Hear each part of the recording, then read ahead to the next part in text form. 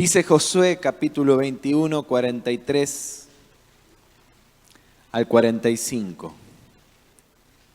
De esta manera dio Jehová a Israel toda la tierra que había jurado dar a sus padres.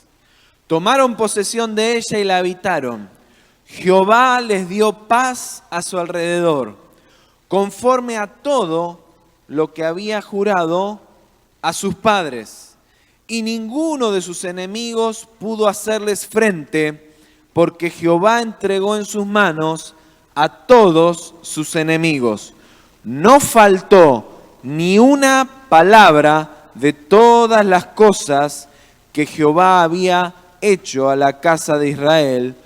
Todo se cumplió. Decí conmigo, todo se cumplió. Otra vez, todo se cumplió. Todo se cumplió. La primera acepción del diccionario ahí en google.com para la palabra gloria dice así: en las religiones cristianas, felicidad plena y verdadera del hombre que es fiel a la voluntad de Dios y que goza de intimidad con Él. Te vuelvo a leer toda la definición. En las religiones cristianas, felicidad plena y verdadera del hombre que es fiel a la voluntad de Dios y que goza de intimidad con Él. Conforme a esta definición, podríamos afirmar que Israel, en ese momento de su historia, habiendo tomado posesión de toda la tierra que Dios le había prometido, estaba viviendo tiempos de gloria. Estaba en plena comunión con su Dios y estaban en el centro de la voluntad de Dios. Hay tres factores que rodean la historia de Israel a lo largo de su transitar de gloria en gloria en el cumplimiento del pleno propósito de Dios para su pueblo y que se manifestaron con toda claridad desde el tiempo de esclavitud en Egipto, pasando por la liberación, el éxodo y hasta la plena posesión de la tierra. Sobre ello quisiera que podamos hacer foco hoy, porque ninguno de ellos podemos desconocer si deseamos ver la gloria de Dios. ¿Cuántos desean ver la gloria de Dios en su vida?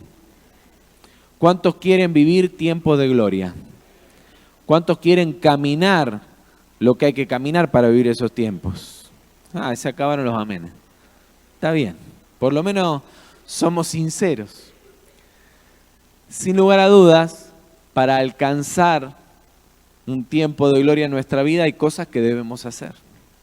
Y estamos cerrando. ¿Cuántos se dieron cuenta de que hoy es 30 de junio? A ver. O sea que mañana empieza la segunda parte del año. ¿Alguno se había puesto a pensar en eso hasta ahora? Pero lo que sí estoy seguro es que para la mayoría nos pasó volando, ¿sí? Nos pasó rápido. A vos se te pasaron rápido estos 60.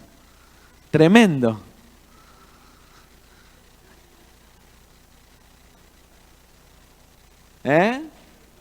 Ahora viene la segunda parte, o sea, llegaste a la mitad ahora. Muy bien. Miren la fe que tiene.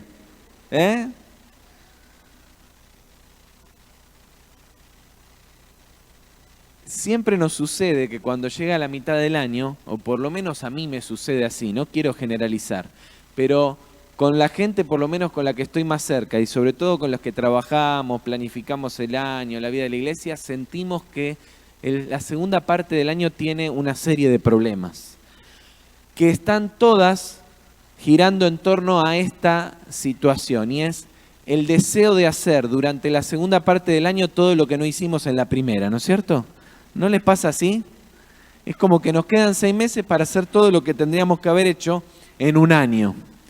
Pero siempre la segunda parte del año es más vertiginosa. Y vamos a terminar hoy, te lo anticipo, orando y consagrando la segunda parte del año, y renovando las expectativas y declarando que los tiempos de gloria serán una realidad en este semestre. Amén. Y por eso nos estamos disponiendo también a iniciar, no es casualidad, no fue capricho, no fue a ver qué podemos hacer lindo en julio, no, vamos a iniciar esta segunda parte del año conscientes de que de verdad es así, de que vivimos tiempos complejos.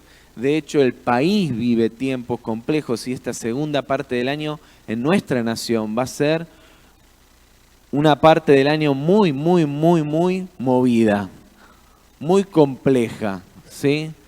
Después de el 11 de agosto hay que ver qué va a pasar con el dólar, ¿no es cierto? Un anuncio nada más de una candidatura movió el dólar. Imagínense lo que puede suceder con el resultado de una elección.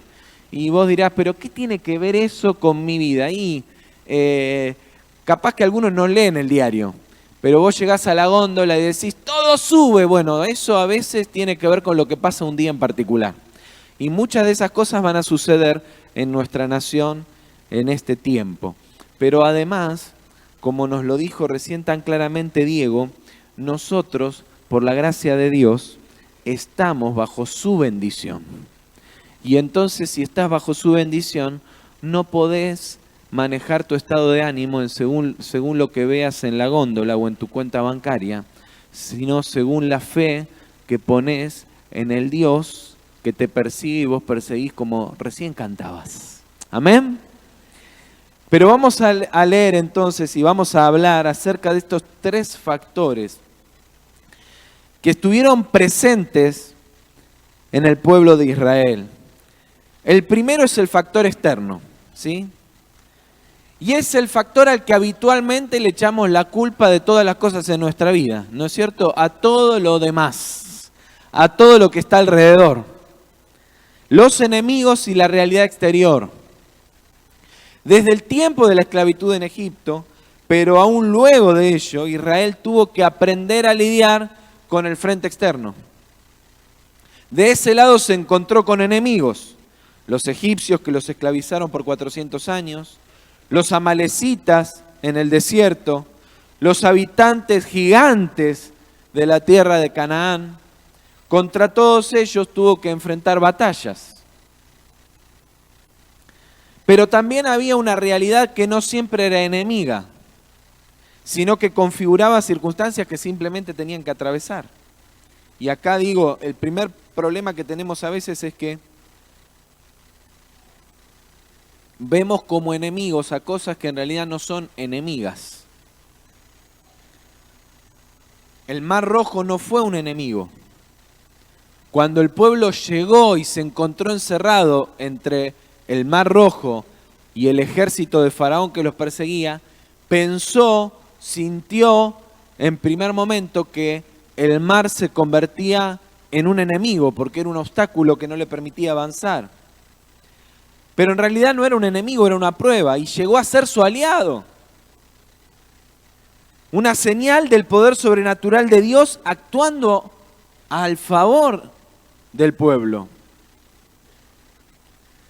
Y no solamente eso, sino que justamente pudieron ver la mano de Dios sobrenatural que abrió las aguas para que el pueblo pudiera atravesar al otro lado y pasar de Egipto al desierto. Pero también fue el instrumento que Dios usó para frenar al enemigo y ahogarlo, dejando al ejército egipcio y al faraón sepultados debajo de las aguas de ese mar. Así muchas otras circunstancias en torno a Israel, el desierto, el Jordán, los muros de Jericó y hasta la libertad misma. Porque el principal obstáculo que tuvo que atravesar Israel fue su propia libertad. Y después más adelante vamos a volver sobre ese punto. Pero lo cierto es que Israel no sabía administrar su libertad. Nosotros atravesamos circunstancias similares. A nuestro alrededor se erigen distintos enemigos. El pecado en sus diversas formas te esclaviza. Y déjame insistir en esto, porque a veces no prestamos atención al pecado. Y volví a escuchar en estos días algo que me impacta, porque digo, bueno, es evidente que muchos lo están percibiendo, pero a veces terminamos hablando un mensaje del Evangelio muy de confort. Dios te ama, Dios te recibe tal como sos, y eso es verdad. Pero el Evangelio es de amor y es de verdad. Y parte de esa verdad es que mientras vivimos en nuestro propio deseo y en nuestro pecado, el pecado nos esclaviza. Y aún todas las mayores bendiciones de Dios y las riquezas terminan siendo un problema en nuestra vida, porque el pecado te ata. Y no es que Dios es malo, al contrario, como Dios te ama, te quiere hacer libre del pecado. Y esto te subyuga de manera individual y también a veces de manera congregacional. Enemigos, algunos más visibles por tiempo y otros menos, pero todos igual de presentes siempre se erigen contra el pueblo de Dios. Pueblo que yo no tengo ninguna duda, ¿cuántos quieren hacer la voluntad de Dios? Antes me lo respondieron. O sea, todos queremos hacer la voluntad de Dios, sin embargo estos enemigos no nos dejan. Sin embargo estos enemigos vienen a oponerse al cumplimiento de la voluntad de Dios en nuestra vida y luchamos contra la desigualdad, la discriminación, contra las manifestaciones de las potestades de las tinieblas. Y en estos tiempos también luchamos contra otras cosas externas, como esta materialización, sí, de algo que en realidad existió de mucho tiempo, pero ahora lo vemos y hemos salido a batallar contra la despenalización del aborto, contra la ideología de género y todo eso que se levanta contra el perfecto diseño de Dios para la familia. Pero también enfrentamos circunstancias que parecieran enemigos, pero que pueden ser una oportunidad. Así como la furia del faraón, cada vez más enardecido contra Israel, fue lo que Dios usó para preparar el camino de la liberación, situaciones que nos ahogan pueden ser las que preparen el escenario de nuestra libertad. Las dificultades económicas, la falta de propuestas políticas que respondan a los valores que como cristianos defendemos, pueden ser oportunidades que Dios use para avanzar su propósito. ¿Amén? Necesitas revelación para discernir cuáles son los enemigos contra los cuales pelear y cuáles son oportunidades de Dios que te ayudarán a alcanzar tu propósito. Porque si no te vas a encontrar desgastando tus energías en las batallas equivocadas. Y para eso necesitas a los enemigos enfrentarlos. Confiado, confiada de que la mano de Dios está con vos. Y las circunstancias debes atravesarlas con paciencia, con fe en el Dios que controla las tormentas. Porque no todo de nuevo es un enemigo en tu vida. Hay situaciones que Dios las trae justamente para alimentar tu fe, para forjar tu carácter, para llevarte a más. He estado pastoreando cosas este mes que han forjado mi carácter.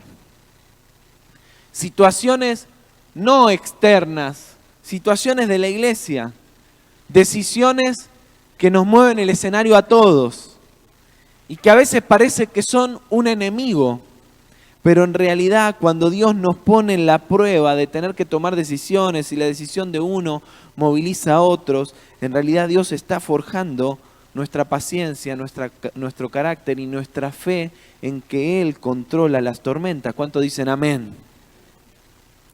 ¿Qué necesitas entonces? El pastor Rubén nos dio una palabra al equipo de Pastoral Generacional el jueves muy clara sobre esto. Necesitamos la revelación de Dios que te ayuda a distinguir a qué te estás enfrentando y cuándo tenés que batallar contra el enemigo y cuándo tenés que superar la prueba en tu vida. Amén. El segundo factor es el interno, el de los enemigos y la realidad interior. Y creo que lo que más complicó el avance de Israel no fueron los enemigos externos, sino justamente los de adentro. La inmadurez de Moisés, que quiso hacer justicia por mano propia, ¿se acuerdan? Y quiso ahí ponerse entre los soldados egipcios y el pueblo, y terminó matando al egipcio, y el pueblo mismo no lo reconocía y le dijo, ¿quién te metés vos juez entre ellos y nosotros? Y terminó yéndose 40 años al desierto, donde Dios lo trató, lo formó. La rebeldía de ese mismo pueblo que años después, impaciente, no quiso esperar los tiempos de su Dios con su líder, allí en el monte, y erigieron un ídolo en el desierto, o la excesiva confianza luego de la batalla contra Jericó, bajo el liderazgo de Josué, cuando esos guerreros fueron y vieron Jai y vinieron y le dijeron, Josué, no canses a todo el pueblo, si derribamos este muro de Jericó, a los de Jai los comemos como pan, y terminaron huyendo. La tartamudez de Moisés fue la oportunidad para hacer equipo con su hermano, de esto te hablé más temprano. Sus brazos levantados fueron el soporte que necesitaba Josué para enfrentar a los amalecitas en el desierto, y el cansancio en esos brazos permitieron que Aarón y Hur sostuvieran en alto sus manos y juntos hacer posible la victoria. Obstáculos, problemas, cosas en el interior, en la propia vida que Dios las trajo como una oportunidad para su obrar. Tengo la convicción de que nuestros mayores enemigos y obstáculos no están afuera, no están fuera de tu persona, ni siquiera fuera de la iglesia, sino justamente dentro de nosotros. Temores, cansancio, falta de fe, debilidades, orgullo, son las cosas con las que debemos lidiar. Y el punto de inflexión se encuentra en el límite de la confianza, justamente, como le pasó a Moisés, ¿te acordás? Señor, pero yo no puedo. Señor, manda a otro. Y a veces Dios se tiene que enojar con nosotros para que entendamos que Dios ya tiene todo resuelto en su plan, y que si Él te está diciendo que lo hará con vos, es porque aún lo que vos ves como un obstáculo, Dios ya lo tiene resuelto. ¿Cuántos dicen amén? Es el lugar en el que decidimos si nos depositamos en los brazos de Dios o si seguimos nuestra propia voluntad. Y lo cierto es que lo único que podés controlar es tu disposición a obedecer la voz de Dios. Y te lo repito, lo único que podés controlar es tu respuesta a la voz de Dios.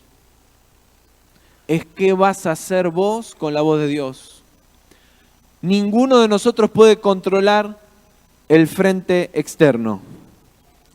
Si hay algo que estamos viviendo en estos días en nuestra ciudad, justamente es las consecuencias de la soberbia, de creer que lo tenemos todo controlado.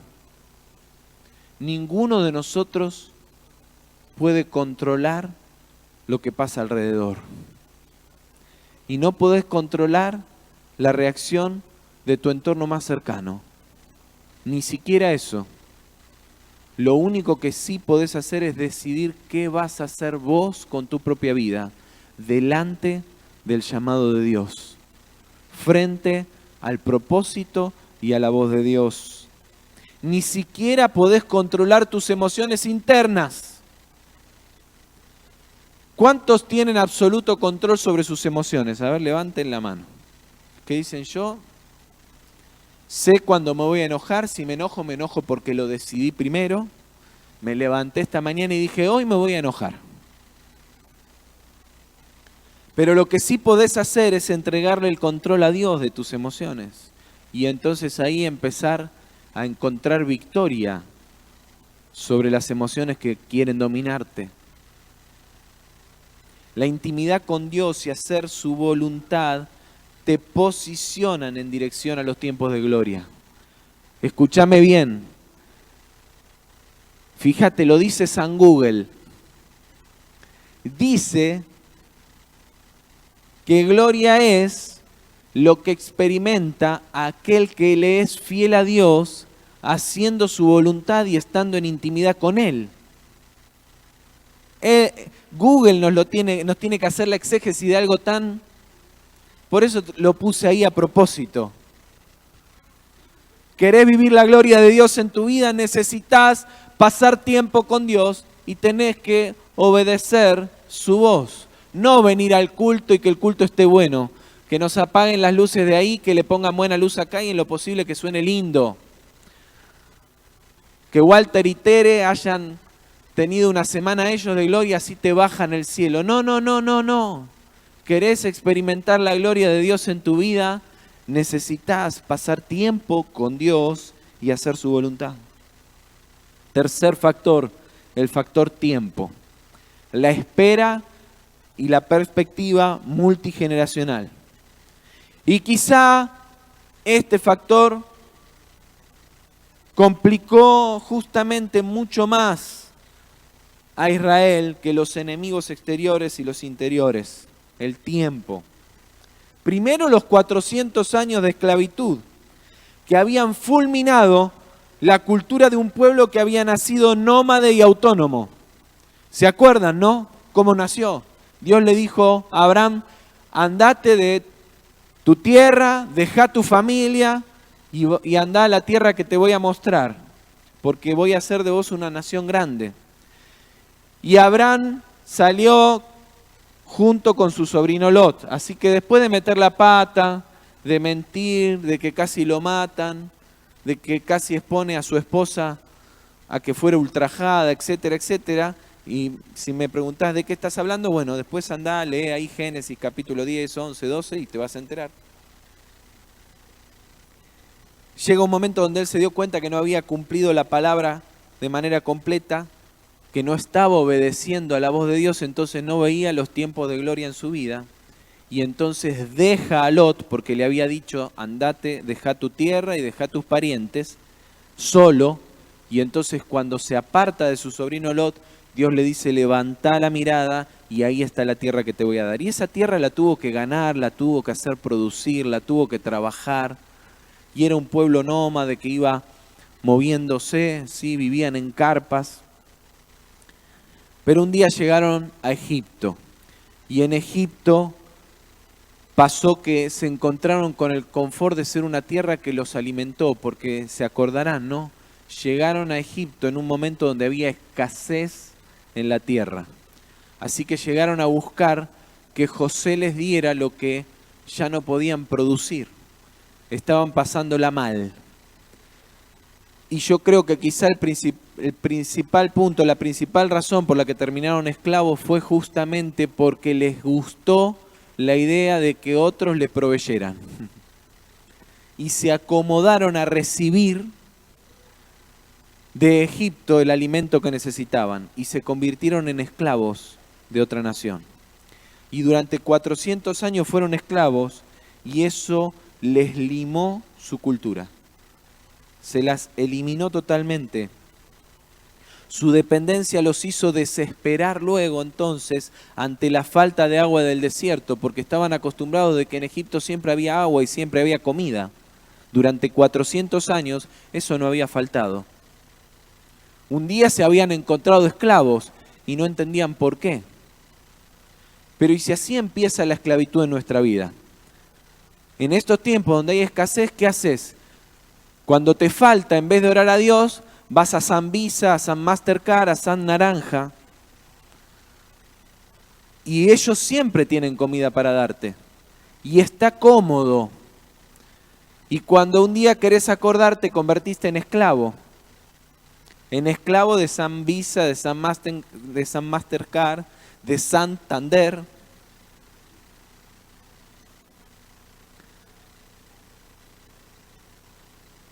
Y cuando querés salir de ahí no podés. Porque además decís, pero es que si Dios me diera más.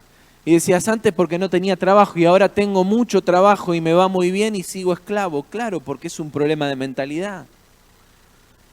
Por eso la enseñanza de la palabra que dice, en lo poco has sido fiel, en lo mucho te pondré, porque si Dios te da 1000 y terminás esclavo o esclava, la solución no es que te dé 100.000, te va a dar 100.000 y vas a terminar más esclavo. La esclavitud le rompió la estructura. Y se desesperaron solo porque no había agua, porque no estaban acostumbrados a resolver problemas, sino a recibir órdenes y recibir las cosas de arriba. Y ustedes dirán, no, trabajaban como esclavos, sí, pero les daban, y el día que no les dieron, tuvieron un problema. La consecuencia final fue, luego de negarse a enfrentar a los gigantes, demorar las cosas 40 años más. Luego la demora de Moisés en bajar del monte también fue un problema. Y entonces luego, como no estaban acostumbrados a enfrentar sus problemas y sus gigantes, se quedaron en el desierto y demoraron 40 años, factor tiempo. Y un dato interesante del pasaje que leímos al inicio también tiene que ver con el factor tiempo, y es que esa generación, la generación de Josué, que dice, ¿se acuerdan? Que recibió todo lo que Dios le había prometido, ¿a quién? A sus padres, y se cumplió todo lo que Dios había prometido. Disfrutaba justamente de una promesa que no habían recibido ellos, sino que había recibido las generaciones anteriores. Factor tiempo. Debes comprender que no manejas los tiempos. Los tiempos son de Dios. La ansiedad responde a la incapacidad para esperar los procesos naturales de las cosas y aceptar la soberanía del Omnipotente. Lejos está del perfecto plan de Dios, escuchá, lejos está del perfecto plan de Dios, que la gloria que te tocará experimentar responde a la satisfacción de tus propios deseos y expectativas. Sino que vivir la gloria de Dios es, insisto, y te lo repito una y otra vez, vivir la gloria de Dios es vivir en intimidad con Él y hacer ese plan perfecto de Dios incluye las generaciones. Dios le dijo a Abraham, te voy a dar, ¿qué te voy a dar? Una tierra, y te voy a hacer una nación grande, y te voy a dar una descendencia. Y conocemos que Dios le dio a Abraham a Isaac y a Jacob. Nada más. Pero si Dios le dijo a Abraham que le iba a dar descendencia y que no se iba a poder contar como la arena del mar que no se puede contar, ¿cómo puede ser en los ojos de Abraham que esa promesa se hubiera cumplido? Muy simple. Él entendió que Dios le daría generaciones. ¿Me escuchaste? Él entendió que Dios le daría generaciones. Y la gloria de Dios en su vida fue tenerlo a Isaac. Y no fue tenerlo a Isaac como su tesoro, porque también Dios un día le probó el corazón y le hizo poner a Isaac arriba del altar. Fue tener el cumplimiento del propósito de Dios y el hacer la voluntad de Dios en su vida. Ya conocés la historia. En un momento él no quiso hacer la voluntad de Dios y se creó un problema a Ismael. Servís a Dios para tomar posesión de promesas que Dios le dio a antiguas generaciones. ¿Me escuchás? Servís a Dios para recibir hoy lo que Dios le dio a otros. Nosotros disfrutamos de esta iglesia, de esta casa y de todo lo que tenemos gracias al pastor Bauler, que hace más de 80 años se vino para acá, a estas tierras, primero desde Estados Unidos a la Argentina y después se vino hasta acá, en Sulky. Inauguró el puente carretero de los Arcos el día que inauguró esta iglesia y la iglesia de Neuquén, porque ese día anterior se había hecho el puente y se cruzó en Sulky para inaugurar esta iglesia y aquella, para que nosotros hoy podamos llegar en auto y estacionarnos en la puerta y disfrutar de este lugar. Así que disfrutamos de lo que Él sembró en este lugar. Y por supuesto no estamos hablando del templo, lo más importante, lo más maravilloso es el Evangelio de Jesucristo sembrado en esta tierra que ha alcanzado nuestras vidas. Ahora servís a Dios también para sembrar tierras que fructificarán para cosechas de futuras generaciones. Amén. Otros van a cosechar lo que sembraste. Tus hijos van a cosechar lo que estás sembrando. La expansión que estás construyendo tiene que ver con legado. Amén. Creo que estamos en tiempos de gloria. Y este título, te lo voy a confesar, no es mío. Este título para este tiempo lo puso Walter de la Barca. Porque Walter está trabajando en la estructura de los devocionales que varios líderes de la iglesia van a escribir durante los próximos 21 días. Y me dijo, estos son los tiempos que vienen. Y dije, amén, lo creo. Y así que me puse a trabajar el mensaje desde esa perspectiva. Josué no sabía lo que le depararía el futuro cuando se puso al frente de la batalla contra Amalek.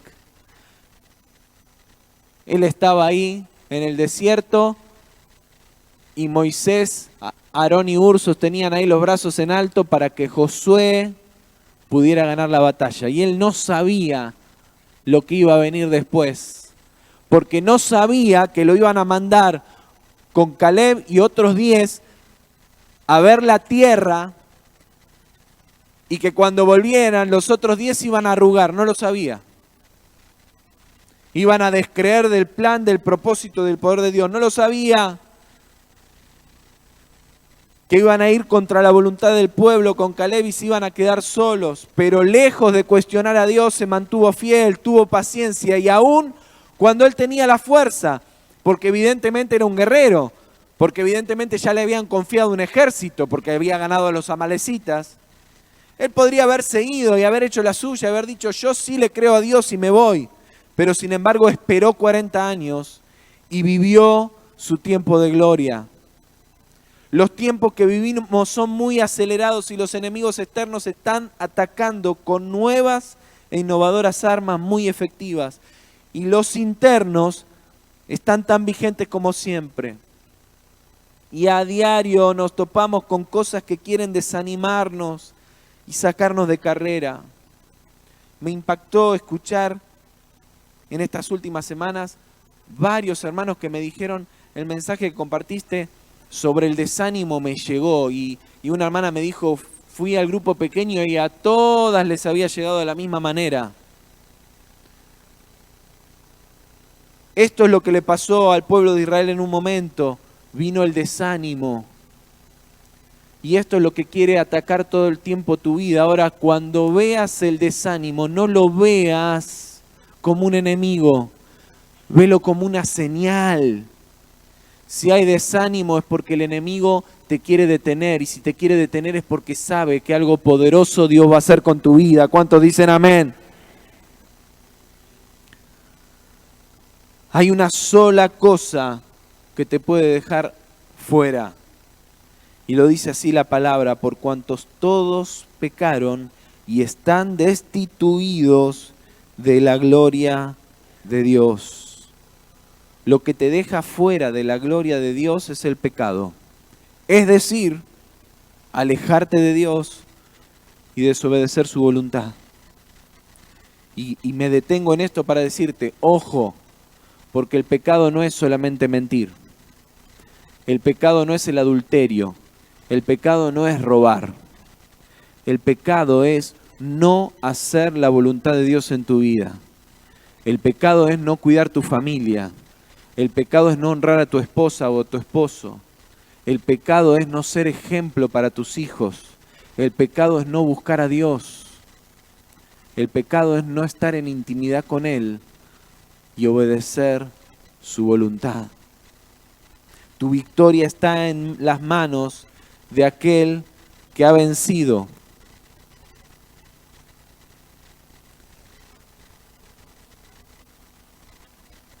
Hace un momento lo dijimos, Cristo pagó lo que cada uno de nosotros no podía pagar.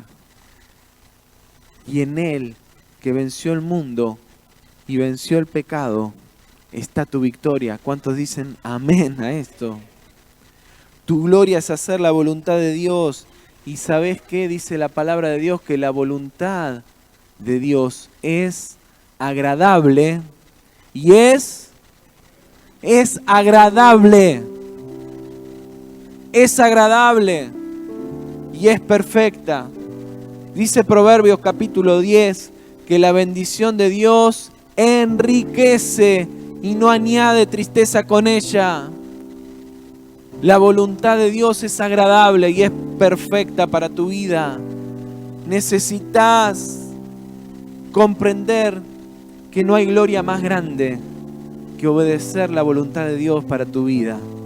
Y la única forma de conocer la voluntad de Dios para tu vida es pasar tiempo con Dios. Es buscar la voz de Dios. Es buscar esa revelación. No desesperes, porque sembrarás tierras que no cosecharás. Te lo quiero decir, vas a sembrar tierras que no vas a cosechar. Pero tu cosecha fue sembrada por otras generaciones. Mirá en perspectiva y decirle gracias a Dios porque hay una cosecha para mí de tierra que yo no sembré. Y gracias a Dios porque yo me estoy anticipando en sembrar tierras que alguien más cosechará. ¿Sabés que me contó alguien que en China la porcelana, la mejor porcelana se trabaja de tierras, de barros que se prepararon por más de 80 años y que hay generaciones completas que trabajan ese barro durante 80 años, o sea, una sola generación no lo podría hacer, para que dentro de 80 años los hijos de los hijos de los hijos puedan hacer con ese barro la mejor porcelana del mundo. ¡Wow! Levantarte todos los días solo para trabajar un barro, para que tus bisnietos, tus tataranietos puedan tener lo mejor. Si el pueblo de Cristo, si el pueblo de Dios no tiene esa conciencia, las próximas generaciones están perdidas. Porque la maldad que estamos viviendo hoy es producto de generaciones y de generaciones de pecado. ¿Te duele ver lo que pasa hoy en el mundo y sentís que no se puede cambiar? Y decís, pero ¿y si yo y ya me voy a morir y no lo voy a ver? No seas egoísta. Empezá a trabajar el barro para la mejor porcelana para tus nietos y tus bisnietos. Amén. Te invito a que te pongas de pie.